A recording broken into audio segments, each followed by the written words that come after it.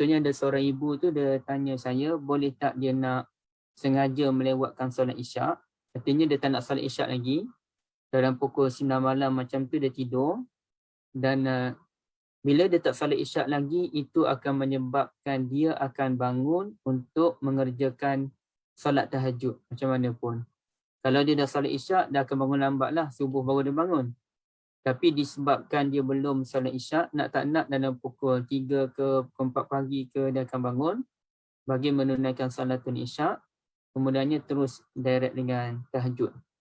Jadi macam mana sebenarnya?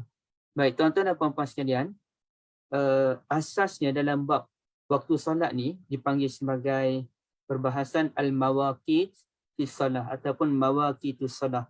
Waktu-waktu solat. Asasnya waktu solat itu akan berakhir apabila masuk waktu yang lain. Zuhur berakhir apabila masuk asar, asar berakhir bila masuk maghrib, maghrib berakhir bila masuk isyak. Begitulah. Kecuali subuh. Subuh berakhir apabila terbit matahari. Baik, itu asas dia. Tetapi sebenarnya ulama tidak sepakat dalam asas ini. Yang mana kalau mengikut mazhab Syafi'i, mereka tidak menyatakan waktu maghrib tamat bila masuk waktu isyak.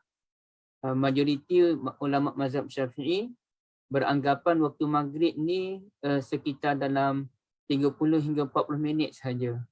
Artinya kalau maghrib masuk pukul 7.30, pukul 8, 8.10 minit itu dah habis dah waktu bagi salatul maghrib. Jadi pertengahan tu sampai ke isyak 8.45 tu tuan-tuan dan puan-puan sekalian, itu waktu kosong.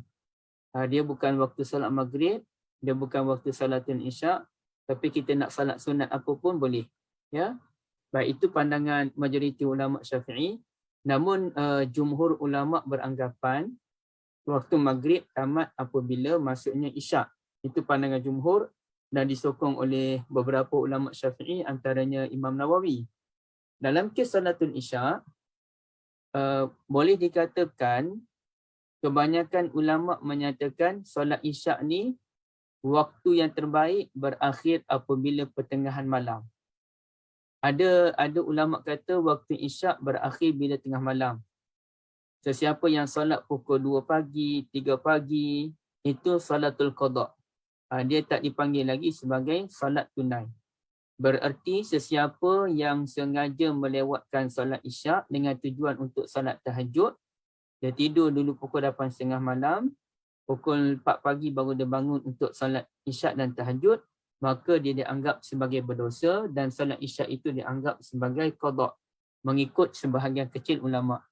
Tapi bagi mazhab Syafi'i, waktu terbaik untuk menunaikan solat isyak ni sampai pertengahan malam, dan sesiapa yang solat selepas pertengahan malam.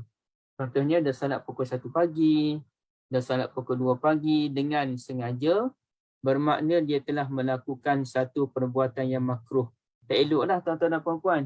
Makruh ni maknanya buat boleh tapi dia tidak mendapat pahala yang besar lah untuk tunaikan solat isyak tu. Sebab dia solat isyak pada waktu yang makruh. Jadi tak cantik ya. Cumanya tak berdosa. Kalau solat pukul 2 pagi tidak berdosa, cuma waktu itu waktu yang makruh. Jadi sebab itulah dia ada hadis Nabi SAW menegah kita tidur sebelum menunaikan salatul isyak, kecuali kita terlampau penat dan kita ada strategi untuk bangun. Contohnya kita minta suami ataupun isteri ataupun anak-anak kejutkan kita bagi salatul isyak, ataupun kita kunci jam siap-siap pukul 10 malam kita nak bangun salatul isyak, itu dia bolehkanlah. Ataupun kita solat tu di tiang masjid, kita duduk di masjid, kita menyandar di tiang masjid, kita pun tidurlah sementara menunggu isyak, itu tak ada masalah.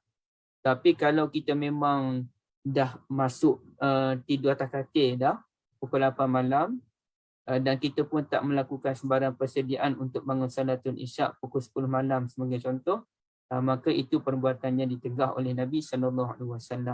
Ya, baik, satu.